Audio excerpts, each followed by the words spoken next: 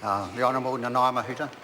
Mr Chair, having heard that thoughtful contribution of the member, it compelled me to take a call. I haven't taken this bill for the duration of its debate, but I too am concerned about how the Select Committee considered the most vulnerable children and why they wouldn't extend paid parental leave to 22 weeks.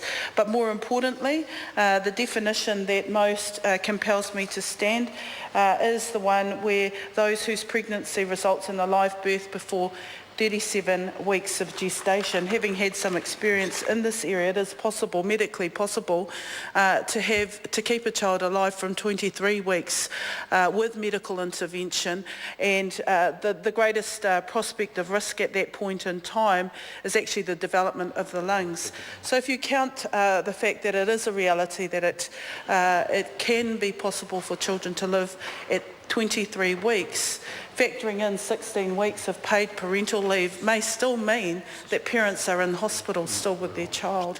And I just want to get some sense from the member to what extent the Select Committee heard submissions around this. There is obvious hardship when parents are in NICU with their young children because of medical intervention. I just remind the member that, as the previous presiding officer said, it's a very narrow debate and the provisions have been voted down already, and what this part 7 is about is the consequential amendments as identified in new clause 7.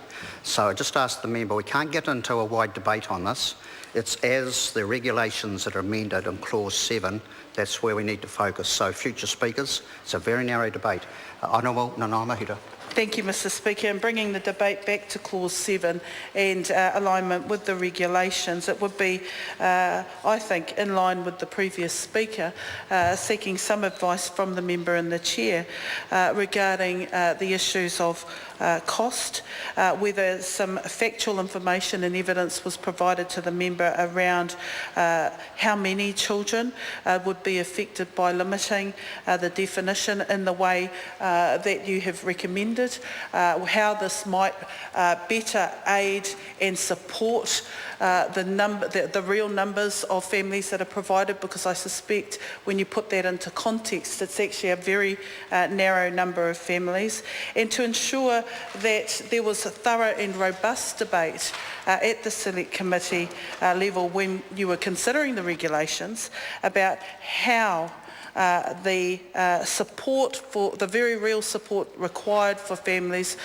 who are meeting the challenges, especially as new parents with multiple births, children who are severely affected and need medical intervention from an early age and may not have the range, the multiplicity of disabilities recognised until much later in life. Now, the regulations are somewhat technical and aligned to the greater proposition of the bill, but it really goes to the number of the issue that's trying to be met. Mr Speaker, I want to acknowledge that the member has tried to make some practical changes to the bill in light of the political discussions that have proceeded, and it still remains not evident, certainly to myself and members of this side of the House, as to why these practical changes wouldn't have been adopted, because the scope has been limited.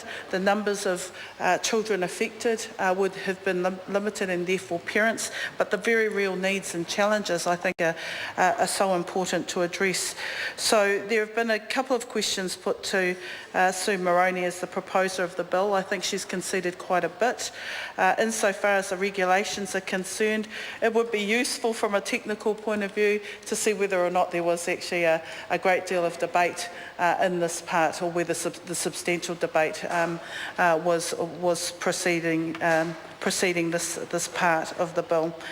One last comment I'd like to make is that insofar as families that are struggling with children that have required significant medical intervention and require staying in hospital for a long period of time, how the issue of extending paid parental leave to 22 weeks may have better benefited them.